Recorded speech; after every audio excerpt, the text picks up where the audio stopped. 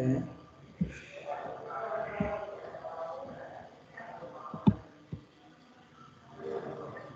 Is my screen visible? Yes, sir. Yes, sir.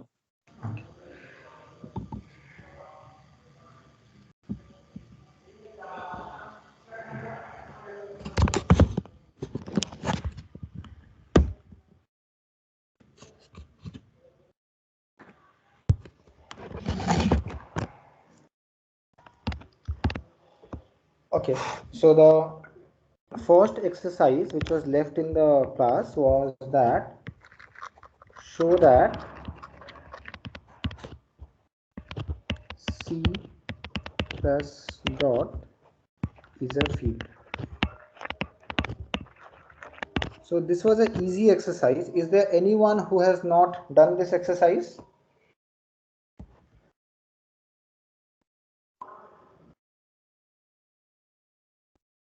So tell me, if you have a problem in this exercise, I can do it, but I guess it's a very easy exercise. All of you must have done it. Is there anyone who has not done it?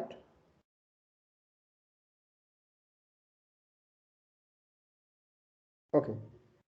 I'm assuming that you all have done it. So easy, you can do it, okay? Now the second exercise that sir had left was this. Let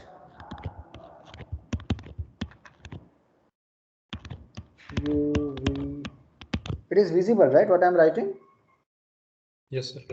Okay. W is more than W naught. This was the set U, and for some 0 less than W naught less than 1, and let V be a subset of R2 to be the set of corresponding then Sir, please start the recording. I have started the recording. Okay, sir. So what is the set V? It is the point corresponding to the set U under the stereographic projection. So then what we have to prove is that then V is the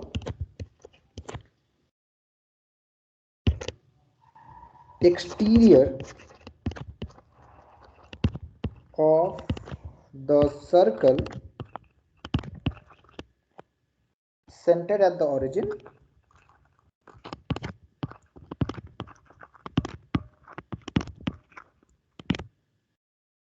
with radius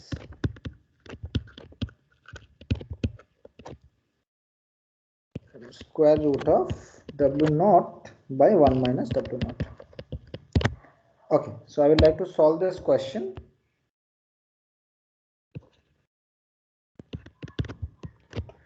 Okay, so you know the correspondence between the points on the sphere and the complex plane. So what is the relation, if you should know? So if this is a point on the sphere, so under the stereographic projection, if it is mapped to the point A comma B in the complex plane, so sir has already taught you that A will be equal to U by 1 minus W and B will be equal to V by 1 minus W. Okay, so if you remember the thing, what was the set S under the stereographic projection? What was the sphere? So this was the sphere. S equals to U comma V comma W in R3, and the equation of this, sorry, it was U square plus V square plus W minus half whole square equals to 1 by 4. Okay, so let's see what can be done. Okay,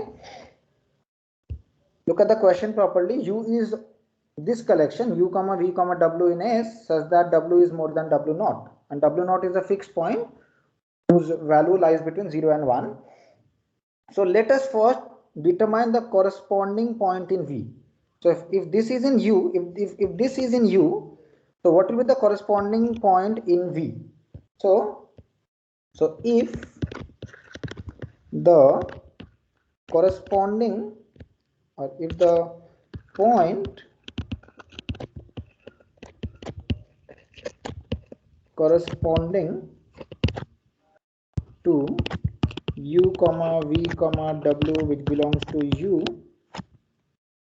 in R2 is a comma b. So what I am assuming, I am picking up a point from u and I will write down the corresponding point in V. So what is the corresponding point in V? I am assuming that this corresponding point belongs to V. So then what I know, using this stereographic projection, A will be u by 1 minus w and B will be V by 1 minus w. Okay.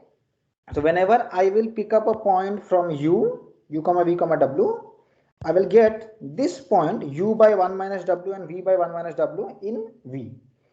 So this pair a comma b, this pair a comma b belongs to V. Keep that in mind, right? What I am supposed to prove, then V is the exterior of the circle centered at the origin with radius this. So any point inside V, any point belonging to V is the exterior of the circle centered at the origin and having radius this. So you tell me, how will this look like? How will this circle centered at origin and with radius this look like? You know what is the equation of a circle centered at the origin and radius r? So this is the equation of the circle, x square plus y square equals to r square. This is the equation of a circle whose radius is r and whose center is at origin. So I want to prove that any point lying in V is the exterior of this circle. So that means exterior points looks like this, greater than r square, where r is the radius, and according to the question I want to prove that this is my value of r. So did you understand what I'm trying to say? Yes, sir. Yes, sir. So what is my aim? Any point on V, if a comma b belongs to B, then a comma b will satisfy a square plus b square should be more than r square. What is r square? What is r? R is this value, the square root of w naught by 1 minus w naught. So let's do it. So what is my aim? I'll calculate the value a square plus b square. So let's calculate what is a square plus b square. So by simple calculation you can check, this will be u square plus v square by 1 minus w whole square. Right? You can square u a and square b, add them, take LCM, will get this. And again look at the point on, so u comma b is a point from S first of all, because it is from the sphere. So what is the value of u square plus v square from here? You can just check. It is 1 by 4 minus that, right? W into 1 minus W. Right. So you can actually simplify this and you can tell me directly that's right. Or I'll just show one more line. So if you apply the formula for a square minus b square, you can just calculate this. This will be half square minus this. This will come w times 1 minus w.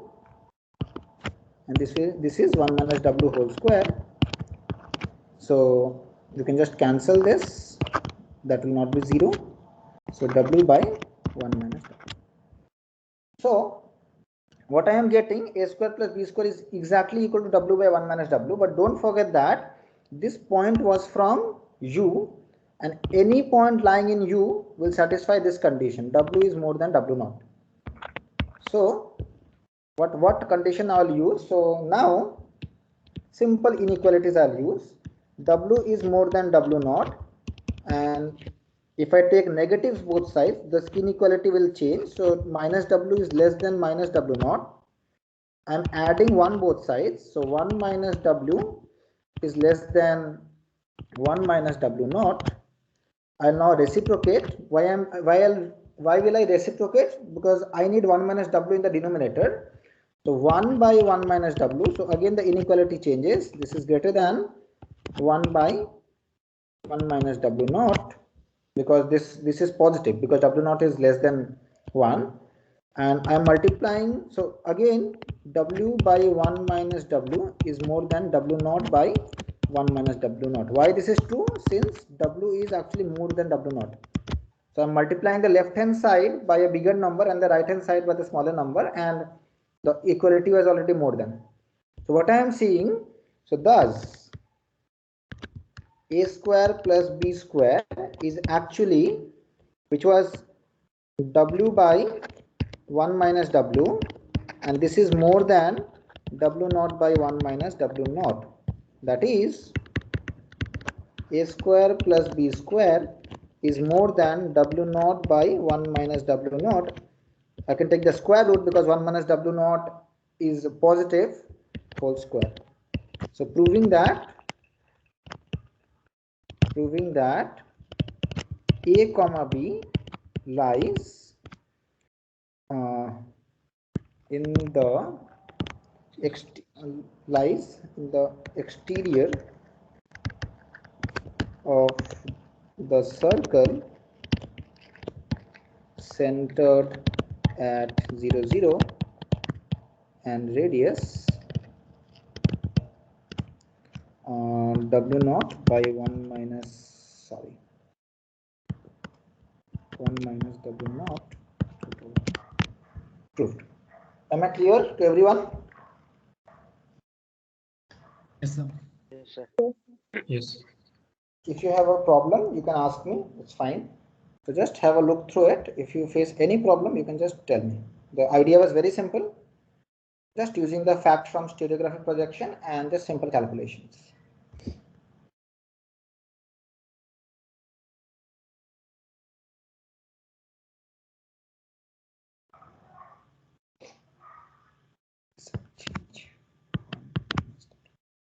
Okay.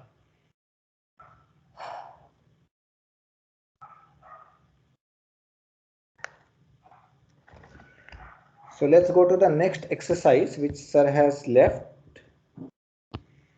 So this is actually an exercise from topology. Path connected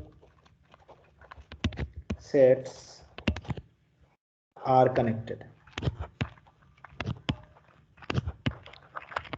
So this is something to deal with topology. This is not only true for subsets of C, complex number C, but it is indeed true for any topological space X.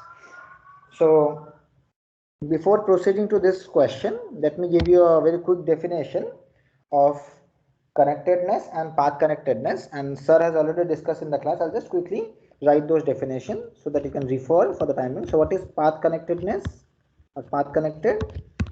So a topological space, I'm not defining it for a subset, you can just define it for a subset also. A topological space X is called path connected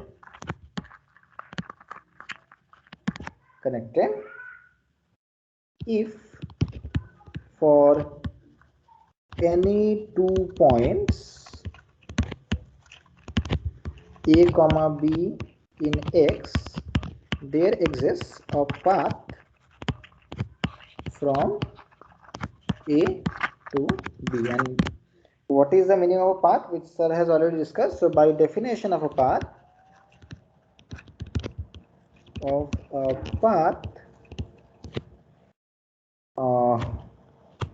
from A to B,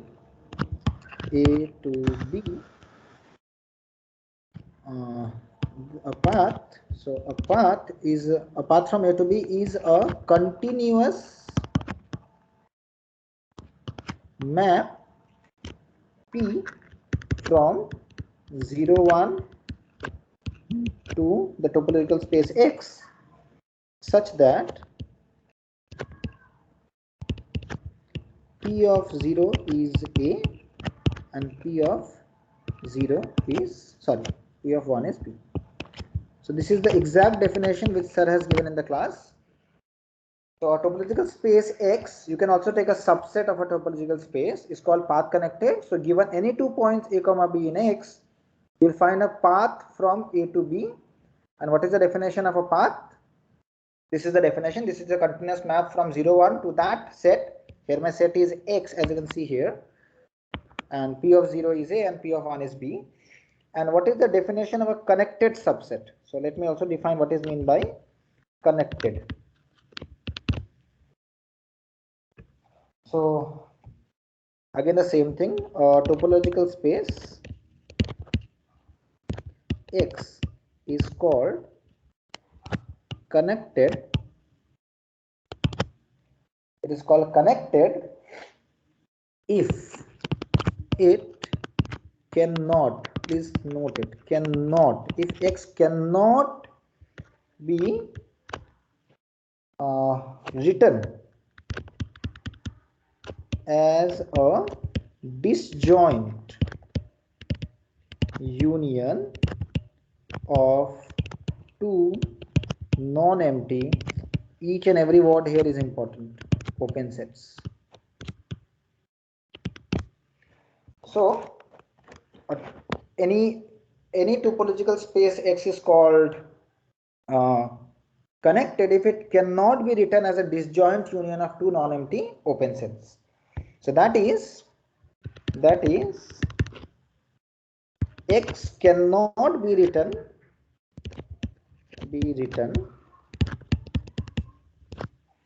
in the form, X cannot be written in the form X equals to A union B, where A and B are disjoint, that is the intersection B is empty, and A comma B both are non-empty open sets. So if you can write a topological space in this form satisfying this condition, then such a topological space is called as a disconnected topological space. If you cannot write in this form, then it is called as a connected topological space.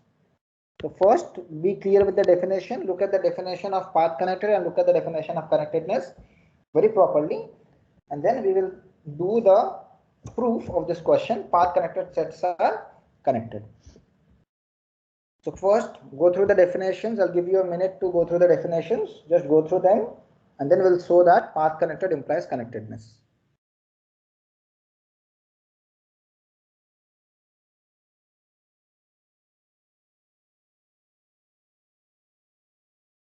Are you clear with the definitions? Yes, sir.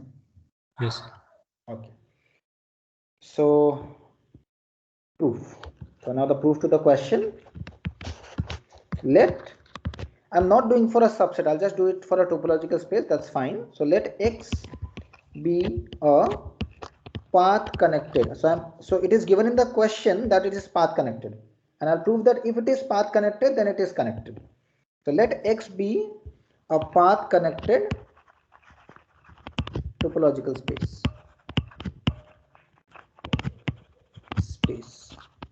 So what we are supposed to prove X is connected.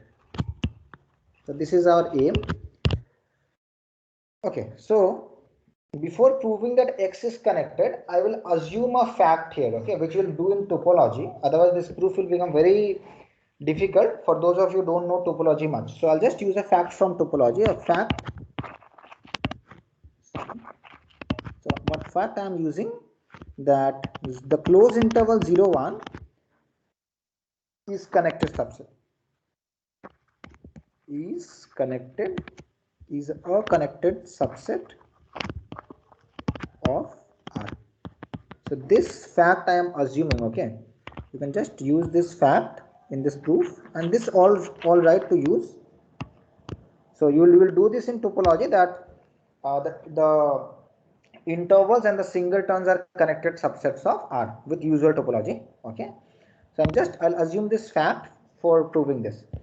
So I want to prove that X is connected, so assume the contrary. So suppose X is not connected. Suppose X is not connected, that is, it is disconnected. So when X is not connected, by definition I will find such a decomposition of X, right? Because if X is connected, I cannot write X in this manner. But because X is not connected, I will find this sort of disconnection of X. So suppose X is not connected, I'll show that this will lead to a contradiction. I'm just assuming that X is not connected. Okay. So suppose X is not connected, this will lead to a contradiction. So then by definition, then there exists two disjoint non-empty open sets A and B such that X equals to A union B. So disjoint I have written, it's fine. Rest or other information I've already written here. Okay. So there exist two disjoint non-empty open sets A and B such that X equals to A union B. Okay. Now note here, I will use all these conditions, non-empty conditions. So what will this condition imply? That there is some element in A also, some element in B also. So let A in A and B in B. So why this is possible? Since why can I pick such elements from A and B? Because A comma B both are non-empty. Now looking at this A comma A and B, you can understand I will now use the condition that X is path connected. So I have picked up an element of A and I have picked up an element of B, and A is inside X. Sorry, this element A is inside X also. This is also inside X, and because X is path connected, so since X is path connected,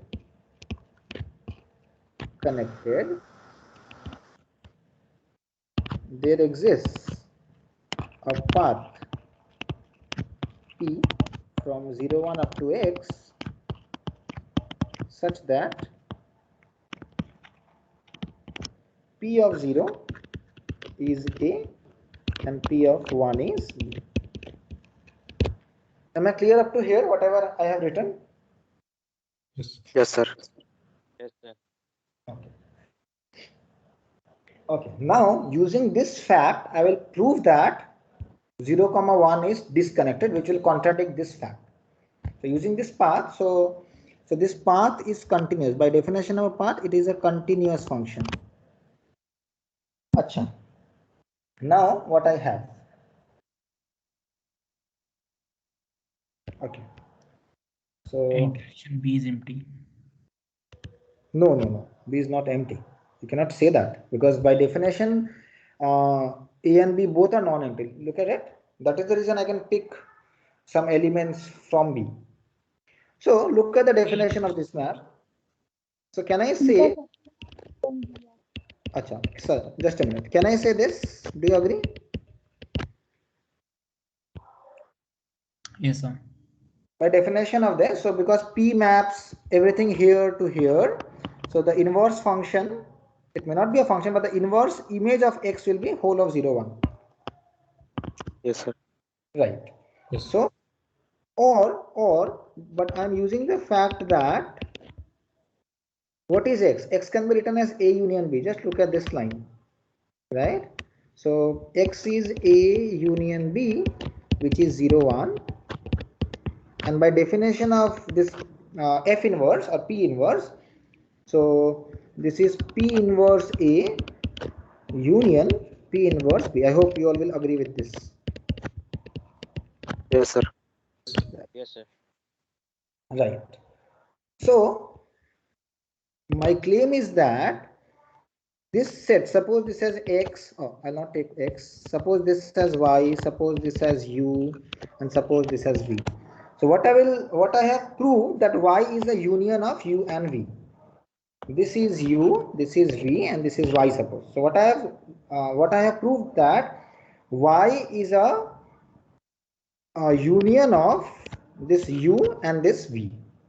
So if I can prove that these are non-empty, these are open, and they are disjoint, then I will prove that Y is disconnected. So that will lead to a contradiction. So what is my next aim? I'll prove that these are non-empty. Look at the definition. What things I need to show for connectedness? I need them disjoint, I need them non-empty, I need them open sets. So one by one we'll prove that this sets, the sets P inverse A and P inverse B, they are non-empty, they are open, they are disjoint. Then we will prove that 0, 1 has this sort of disconnectedness. Okay. So who can tell me what is the definition of P inverse? Can you tell me why is P inverse A open? Is this an open set? Yes, sir. Because A is open. Inverse image of open set is The open. inverse image of an open set is open.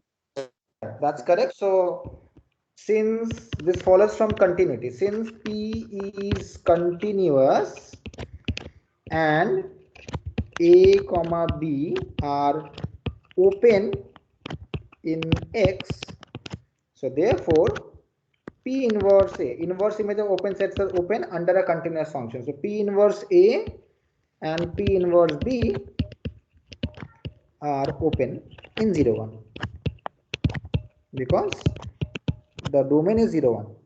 Open in the domain, okay? The domain is 0, 1. Okay, that's fine. The openness is done. Okay, now I want to prove that they are non-empty. Non-empty is also essential. So who can tell me what is the definition of P inverse A? Can you tell me what is the definition, the set theoretic definition of P inverse A? If F is a map from A to B, and so how do you, and suppose U is a subset of B. So what is the definition of F inverse U? Can anybody tell me? All X belongs to 0, 1. Okay, yeah. Tell me all X belongs to 0, 1. Such that f of X belongs to A. That's correct.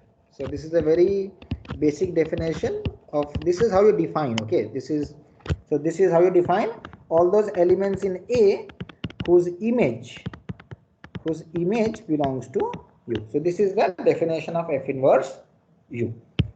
So I'm just erasing this. This is somewhat not required. You will get confused. So P inverse A is this. So why is this set non-empty? Who can tell me why is this set non-empty? P inverse 0 belongs to. That's correct. So this is non-empty as 0 belongs to this set. Why does 0 belongs to this set? You can see from this line that P0 is A. So P0 is A and A is actually a member of A. So 0 is a member of this set. So this is the reason why this is not empty. And similarly, P inverse B is also non-empty by the same reason. So what I have proved, that P inverse A and P inverse B are non-empty open sets in 0, 1. What is remaining to show? What is remaining to show? Disjoint. Disjoint. So how will you show the disjoint part?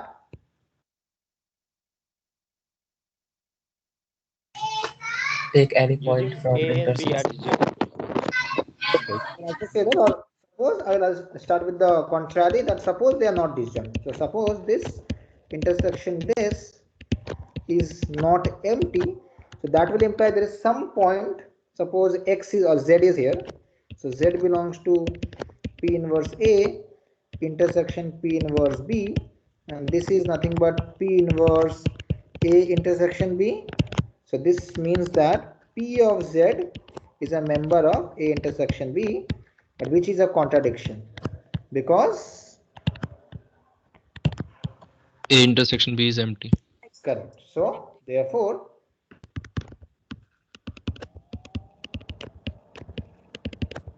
this is empty.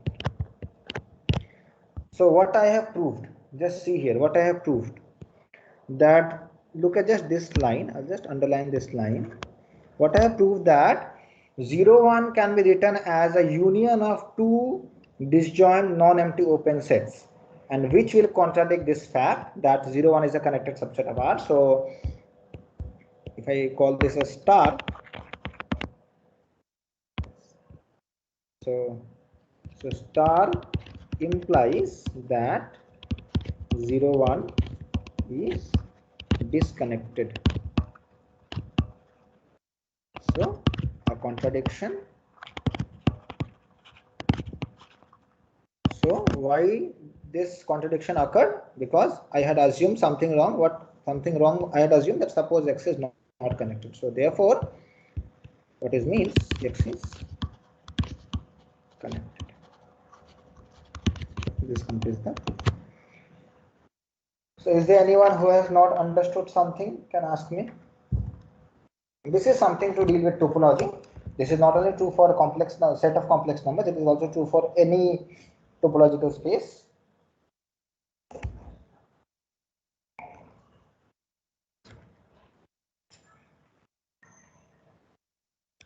So if you want to ask something, you can ask. Just a minute. Yes, sir. So now, actually, I have a question. Suppose that close 0, open 1, union open 1, close 2 is Okay, an can you repeat once again? Close 0, open 1, union open 1, close 2.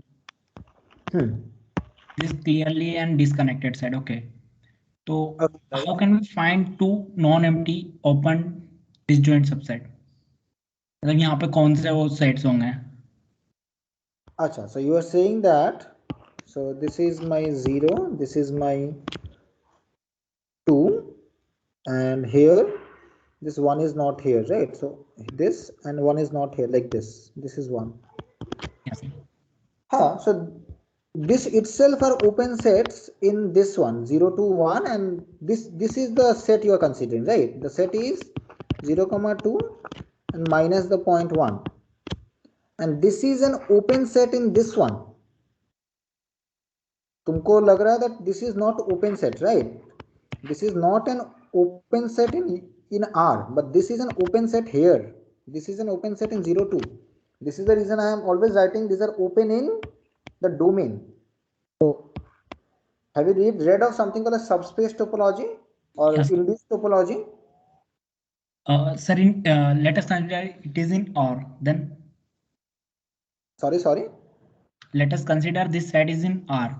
Then what will be the sets? Acha.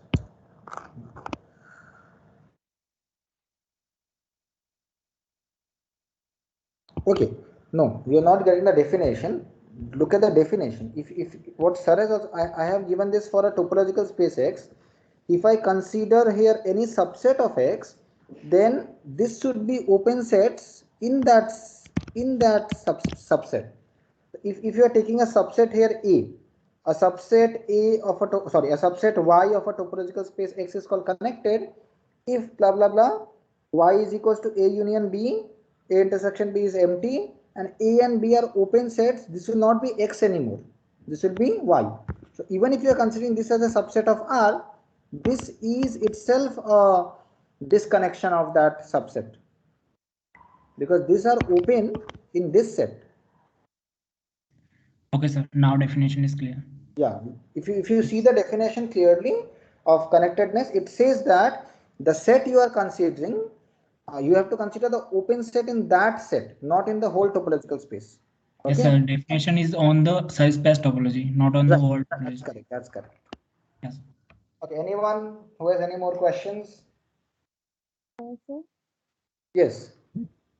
you have written P inverse A union B is equals to P inverse A union P inverse B. Right. This one, right? This line you are saying, right? This one, right? This is a property that you can use and you can easily prove. I hope you all have seen this property that under the inverse function f inverse, if not inverse function, by definition, this set is actually equal to this set. You can prove in any modern algebra book, you can find the proof. and F inverse of A intersection B is, if I am not mistaken, this is 2. I don't know, you all can check. I hope these two are very true statements. Yes, Do sir. you have True, sir. problem in this? Yes, sir. These are true statements, right? Yes. I will try to prove it. You are not audible, be a bit loud. Am I audible now? Hello? Yes, you are audible now. Please say. I will try to prove it. Yeah, one side is very easy. I don't know, like you can do it. This is a very easy exercise. Like A is contained inside A union B. So what can you say? F inverse of A is inside F inverse of A union B. This way you can do it. And then F inverse B is also inside A union B. So their union will be inside this. So one side is very much clear. You can also try for the other side. So I'm just erasing this. You can do it. If you're not able to do it, I'll do it in the next class. Just a minute. Okay, what is the next exercise left? So sir has in lecture 2, sir had left one proof that B is open. That sir was doing that, what he said, every domain can be connected by, is polygonally connected. Every domain is polygonally connected. There sir had left that B is an open set. Were you able to do it? Yes, sir. Okay. Is that fine to everyone or should I do it? That is up to you. If everyone has done it, I'll not do it. No, sir, please. Okay. Then I'll do it. So I'll just write that lecture 2. So remaining proof.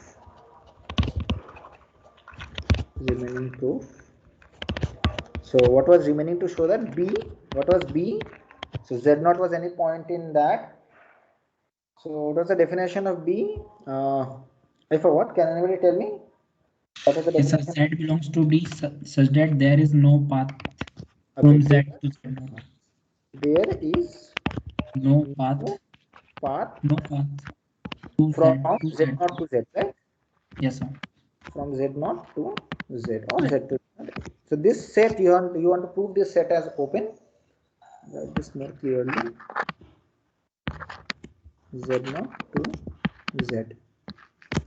Okay, that's fine. We are supposed to prove that this is an open set. So how will you do it? The idea was very simple. So to prove that this set is an open set, you will take up a point from this and you'll find a neighborhood and that is contained inside B. So this is what is the definition of a open set. So for that, suppose Z1 is a member of B. Okay. So I will prove that there exists a open ball of Z1 of some radius delta and which lies inside B. But since Z1 is also a member of D because this is a subset of D itself and D is an open set and D is open. So there exists some delta such that the whole ball centered at Z1 and radius delta, this will lie inside D. So this is by definition of an open set. D is open and Z1 is a member of D. So this will be true. What I will prove that this ball is inside B actually, not inside D. Okay, this ball is inside B, not just D, it is also inside B. So my claim is that B ball centered at, okay, this is ball, okay, not this B. Don't get confused. This is the ball centered at Z1 and radius delta. This ball is inside B. Okay, so how do you prove that this is a subset of this? You will pick up a point here, you will prove that this point lies here. So let B be from this.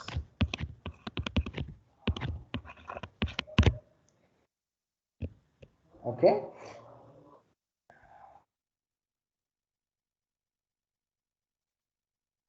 So suppose I'm supposing that B can be joined. See, I want to prove that B cannot be joined to Z0. So then that will mean that B belongs to B. But I am supposing that, suppose that B can be joined to Z0 via some path, via some line or path, anything or polygonal line. I'm supposing this, and I'll prove that this will again lead to a contradiction. So you see what things I have got. I want to prove this is a subset of this. I have picked up a point here, and I'm supposing that this can be joined to Z0 via some polygon line. So this will lead to a contradiction. It's straightforward. Why? You see. So this is B. B can be joined to Z0 via some line. It may not be straight line. It can be like this line also, polygonal line. Okay. And you see Z1, again, B is a member of this. So this is centered at Z1 and radius delta, and B lies somewhere here. So B can also be joined to Z1. Right, because B lies in this ball, and it's clear that B can be joined to Z1 directly, and this will lead to the contradiction that Z1 can also be polygonally connected to Z0. Why will this lead to a contradiction? Because Z1 is not connected to Hypothesis, sir. Right, that's correct, because Z1 was a point from B and Z1 cannot be connected to Z0. So whatever I did a drawing here, you have to just write that. So what I'll write, so then if I'm sorry, so then the straight line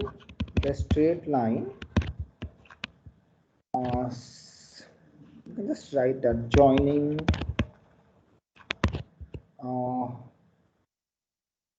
Z1 to B together with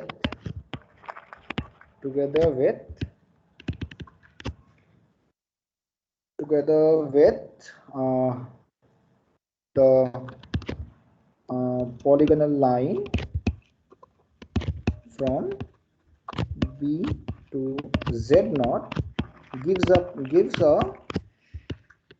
polygonal line from Z1 to Z0, which is a contradiction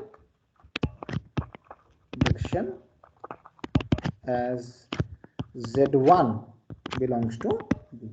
So why this contradiction occurred? Because I had assumed that B can be joined to via some polygonal line. So this is false. So therefore B cannot be joined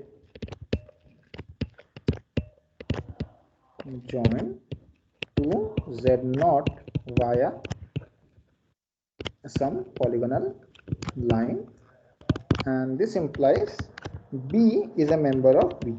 So I have picked up a member from this set, and I have proved that this is inside this, hence we are done. Exactly. So hence the proof. Okay.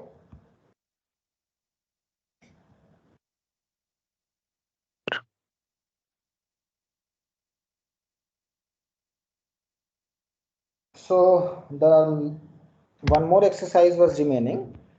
What was the chain rule, right? So this is known as the chain rule, which you have also seen in real analysis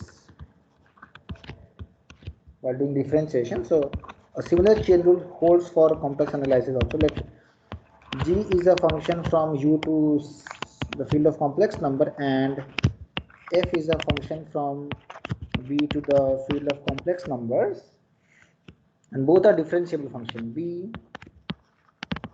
differentiable functions such that G of U, this statement is already written in your copies. I'm just copying that in the question. Then the composition is also differentiable on U,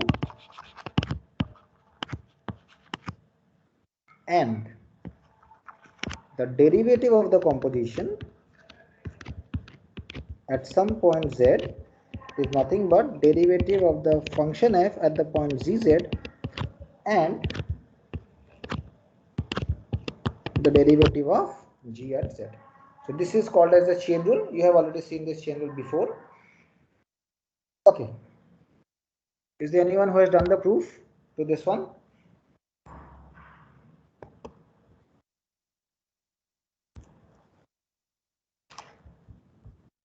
Any approach, anything you have tried, you can just share with me if you have tried.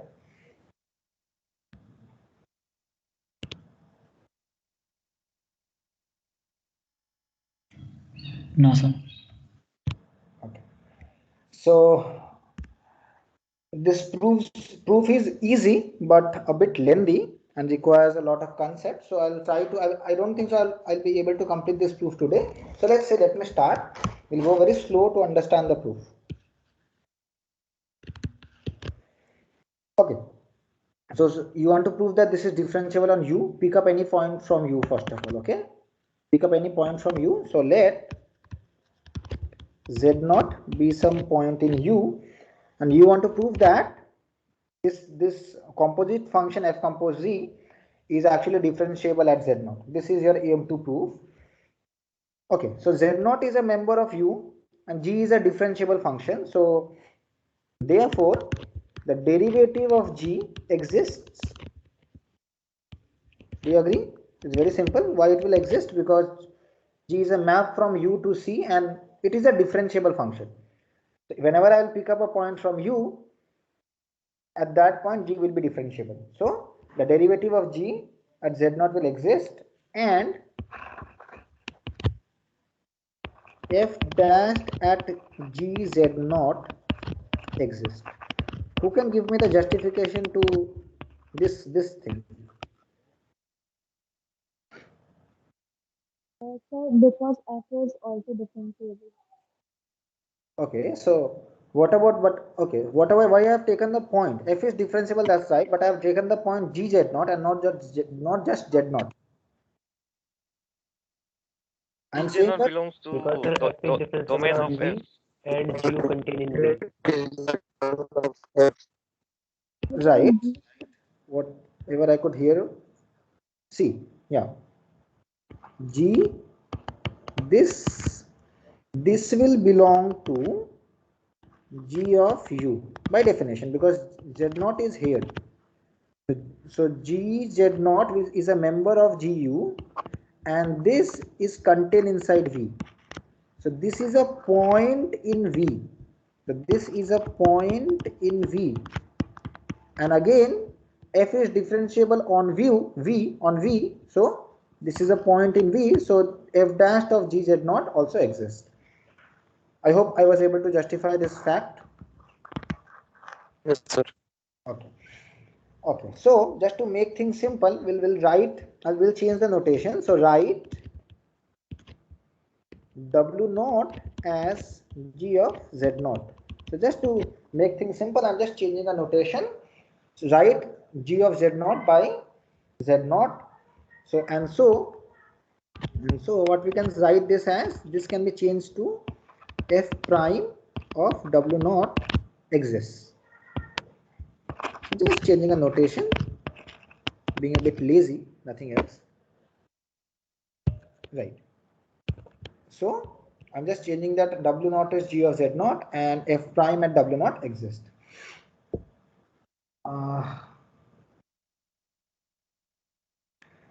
Okay, after this, so just using this fact, so just let me write it. There is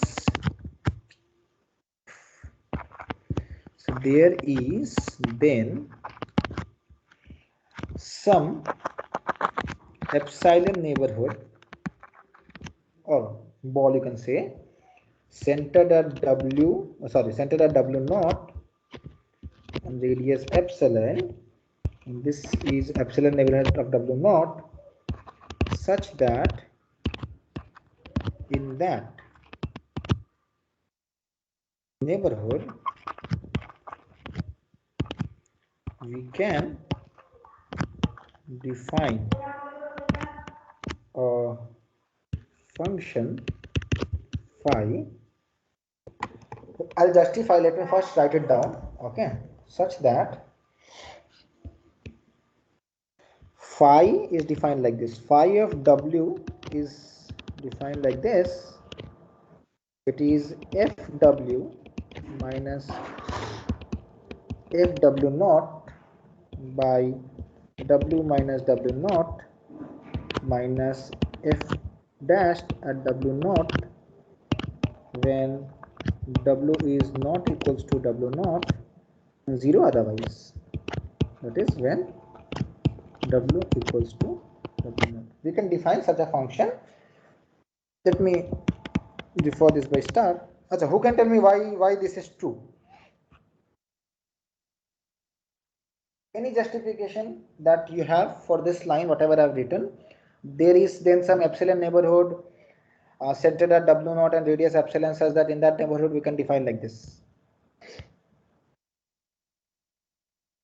Just try it out. It's not that difficult. Just apply the definition of derivative. F dash w not exists. That's why this line is correct. Right. See, what is the definition? F prime of w naught by definition is what? Limit w tends to w naught. You can also write z tends to z naught. If you write this as z naught, so this is fw minus f of w naught by w minus w naught. Right? So this is the definition. So this exists. So you can, this limit will exist. And what is the condition for the existence of limit? There is some epsilon neighborhood of w naught, blah blah blah. I've just used that fact. Am I clear? Yes. Yes. Yes, sir. Okay, so I'm just defining a function like this. Now, what is the limit of this function as z tends to z naught, or w tends to w naught? It's very simple. 0. 0. 0.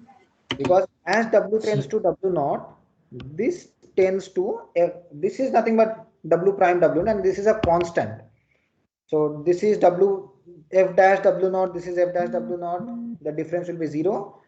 Okay, so this limit is actually 0, and this is equal to phi at w naught, right? Because phi at w naught is 0. What can I say from here? Phi is continuous. Right. So hence phi is continuous at the point w naught. We'll use this fact. We'll use this fact a bit later, that how this can be used to derive this composition derivative. So till now I have done a very easy job. Just using the conditions, I have defined a function phi, and this function phi is continuous at w naught. Okay. So now from star again.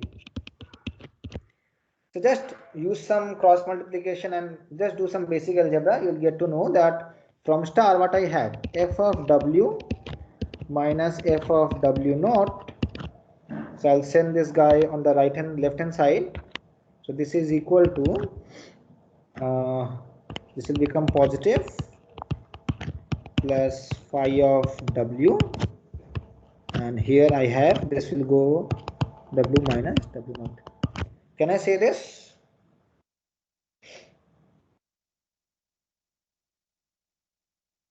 Yes, sir. Yes, sir. And this is also true when w equals to w naught. So you might be thinking I have written that under this condition, that w is not equal to w naught, but the point is that this is also true when w equals to w naught. Just put w naught on both sides. So if you write here w naught, this is 0. If you write here w naught, this is also 0. So this is also true.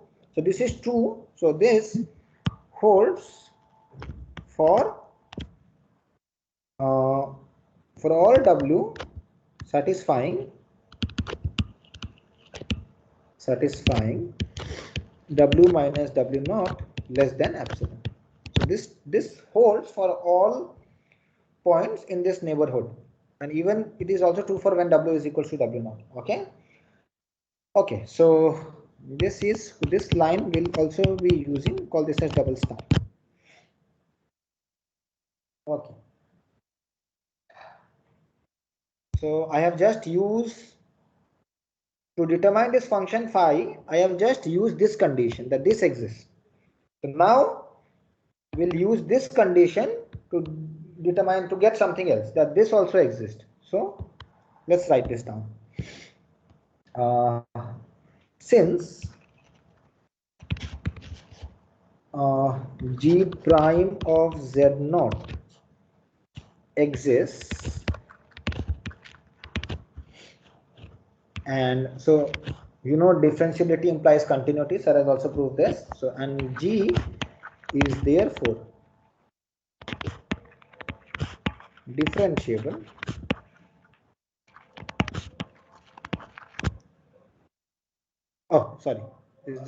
G is therefore continuous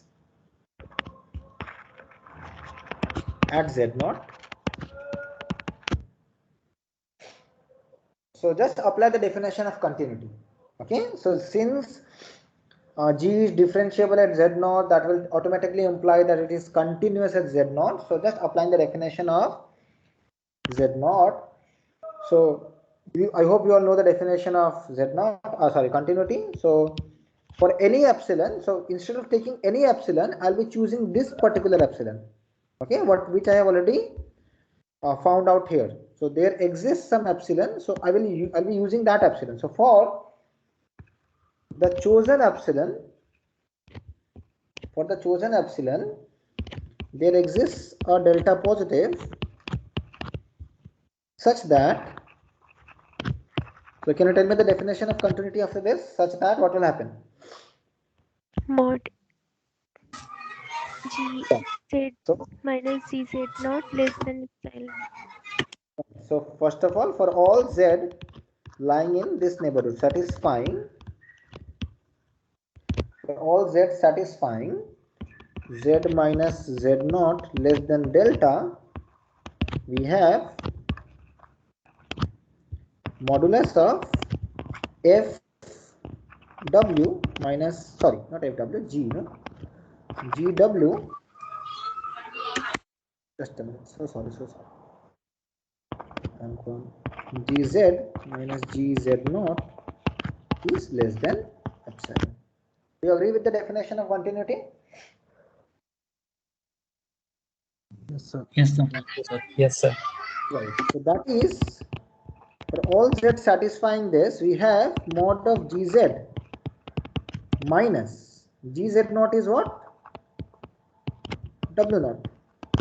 See, at the starting of the proof I've written gz naught is W naught. I'm just replacing that by W naught. The proof is a bit technical. Just try to see this. So that is gz. So do you see that gz actually satisfies this condition? So if you replace w by gz, it's fine because gz satisfies double star, this neighborhood. So can I say that gz is a member of this? So that is gz lies in this set. I should write it as a set actually. It lies in all those w such that modulus of w minus w naught is less than epsilon. Do you agree? Yes, sir. Yes, sir. But this is Yes. only true whenever I am, yeah, that's correct. But this is only true whenever I am taking z from here. This is not true for any z. So whenever I am taking z, so whenever z satisfies, or whenever modulus of z minus z naught is less than delta. Okay. So this double star is true. This double star is true for every w satisfying this. I know one such w which satisfies this, which is gz. So it is very much justifiable to replace this w by gz. So in this double star, I will replace w by gz. So just look at this equation double star. So therefore, from double star, replacing W by GZ, we obtain what? So can you please help me out? It is f of GZ minus f of, what was W naught? Can I also write? So again, I'll use this. GZ naught. W naught write it as GZ naught. So now we are getting something composition, right? Just a minute. Yes, it's fine now. So GZ naught equals to, so f dash at GZ naught plus phi of W,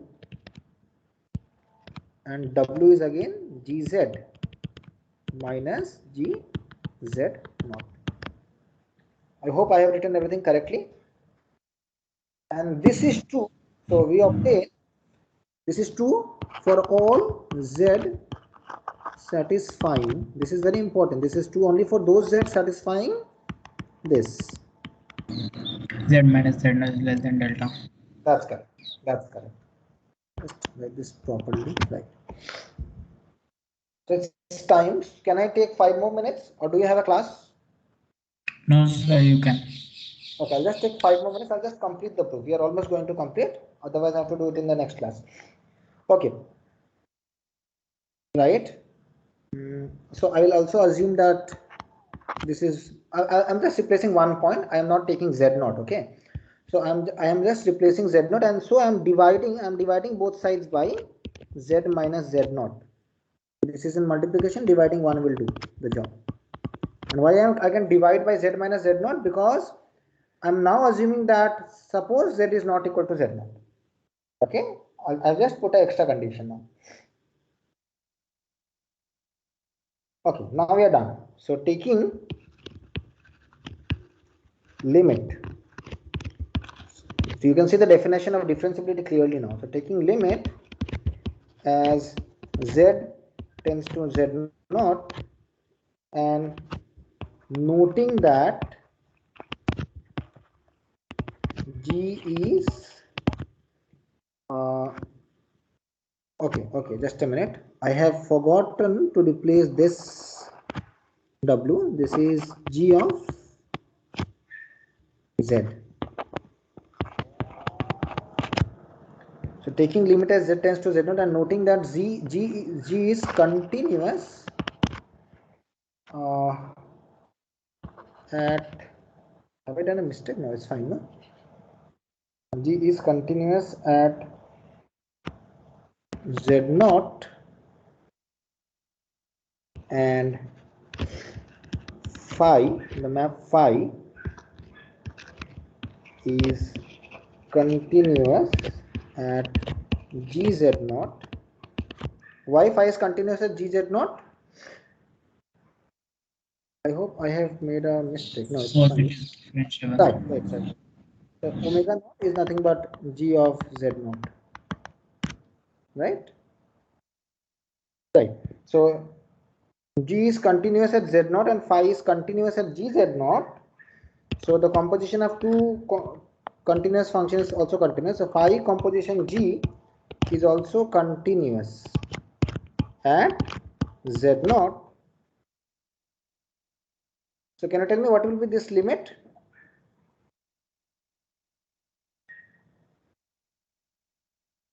Phi Z naught. So what is this W naught? Limit Z tends to Z naught, phi of GZ. What will be this limit? Phi of ZZ naught. 0, sir. 0, because phi of GZ naught was 0, right? Yes, sir. Yes, phi of omega naught is 0. So this is 0. So I should write this way. Okay, that will be fine, I guess. So this is phi of GZ naught, and this is phi of omega naught, and this is 0. So what have you got? So therefore, just I'm taking, so what if I take limit on the left hand side? If I take the limit on the left hand side, what will I get?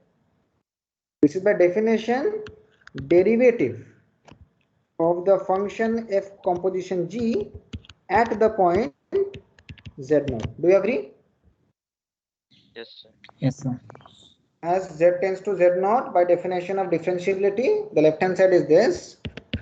If I am taking the limit here, so this is 0, you see, this guy is 0 from this line, you can see, and this is constant. Do you agree? This is a constant because there is no involvement Yes, of sir. z here, right? So this is f dash of gz0 times, and this is by definition again is G different. G dash Z naught. That's right. And hence we are done because z0 was any arbitrary point of u. So z0 was arbitrary point of u. So what can I say? So hence we are done. So thus f composition g is differentiable on u. So we are done, and this relation holds. You can also write this as okay. So that's all for today. I hope I have covered most of the things. So thank you. I will meet in the next tutorial class on Wednesday. Thank you. Thank Thank you. you, Sir. sir. Thank you, sir. Thank you, sir. Yes, So, yes. I have one more Let's share question. the Actually, sir had taught us the path connected topic. Yes. When he was more emphasizing on polygonally connected. So Okay, what okay. do they mean by? Acha, acha, acha. Just a minute, just a minute.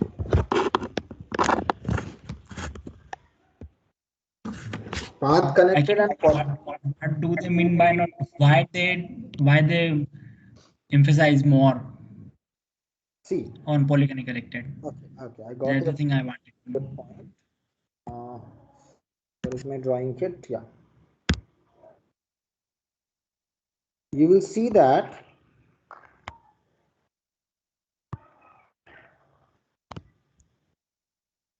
this is your some subset in C. Okay. So this is your the complex plane, and this is your sum. This is actually a domain. You'll see that this is called as an annulus, and this is open as well as connected. Okay. So it is not path connected. Do you see why it is not path connected? Because if I zoom it a bit, and if I pick up a point here and if I pick up a point here, there is no straight line which can be used to join this. See, you are going outside the domain. This is not the region in the domain. This part is not the region in the domain. But you can find different lines like this, like this, like this, and you can reach here. So this is what is called as a polygonally connected and not just a path connected, somewhat like that. Or what is said as you cannot, there may not be straight line from here to here. Okay, this is path connected, but there is no guarantee of existence of straight line from this point to this point. But there will be like this kind of lines so that you can reach there. This is what is called as polygonally connected. When you are using this kind of lines, a polygon, to go from one point to another point. Am I clear? Sir, this is clear. The line between two points is मतलब वो जो side जो है वो convex side के लिए एक condition है. बट सर मेरा क्वेश्चन ये था कि मतलब कि सर ने मतलब जब आप पाथ कनेक्टेड सेट की बात करते हैं तो वहाँ पे सिर्फ कंटिन्यूअस मैप की बात की जाती है. हाँ हाँ हाँ ठीक है ठीक है. तो कंटिन्यूअस मैप की बात की जाती है तो सर मतलब कि मेरा मानना मतलब मेरा कहना ये कि जो है स्ट्रेट लाइन मतलब पॉलीगॉनली कनेक्टेड क्यों एम्फेसाइज किया जा रहा है. और डायरेक्ट कोई सा भी कंटिन्यूअस मैप ले सकते हैं ना, आप कर्वेचर भी ले सकते हैं. अच्छा अच्छा अच्छा अच्छा. हाँ, that's good. Okay, I do not have the answer at this moment. You can also ask this to sir. I will also think about it. That's a very good question. Okay, I'll think about it. Okay, I got your point. You are saying that कोई भी curve नहीं लेके हम लोग polygonal lines ही क्यों ले रहे हैं, हम लोग कोई भी कैसे भी तो कर्व ले सकते थे, right? Ji sir. Okay, I'll think about it. Okay. Anything else? Sir, can you please upload the slide? Okay. I'll try to upload this file as soon as possible. Hello sir. Hello, Piyush. Sir path connected और convex set में sir क्या difference है? हाँ देखो, अभी मैंने थोड़ा पहले ही बोला, जो मैंने अभी एनुलस ही बनाया, consider the annulus, just a minute, just use this, जो मैंने अभी एनुलस बनाया, this is what is called as annulus. इसका यहाँ पे दिस इज द सेट, अंदर का पार्ट में कुछ एलिमेंट्स नहीं है. दिस रिंग टाइप ऑफ चीज को कॉम्प्लेक्स एनालिसिस में एनुलस बोलते हैं. सो this is not convex. Why it is not convex? If you take up a point here and if you take up a point here, तुम इन दोनों को straight line से join ही नहीं कर पाओगे. कन्वेक्स सेट होने के लिए क्या चाहिए? अगर दो पॉइंट लाई कर रहा है वो सेट के अंदर, तो उन दोनों का स्ट्रेट लाइन भी कनेक्टिंग देम वो होना चाहिए. बट यहाँ पे if you cannot connect them by a straight line, right? But ये पाथ कनेक्टेड है because you can find a curve like this, और यहाँ से यहाँ तुम पहुंच सकते हो. ओके, सो ये डिफरेंस है. पाथ हो गया कंटिन्यूअस मैप, कोई भी कंटिन्यूअस मैप, और कन्वेक्स के लिए तुमको स्ट्रेट लाइन ही होना चाहिए. So this is not convex but path connected. Okay,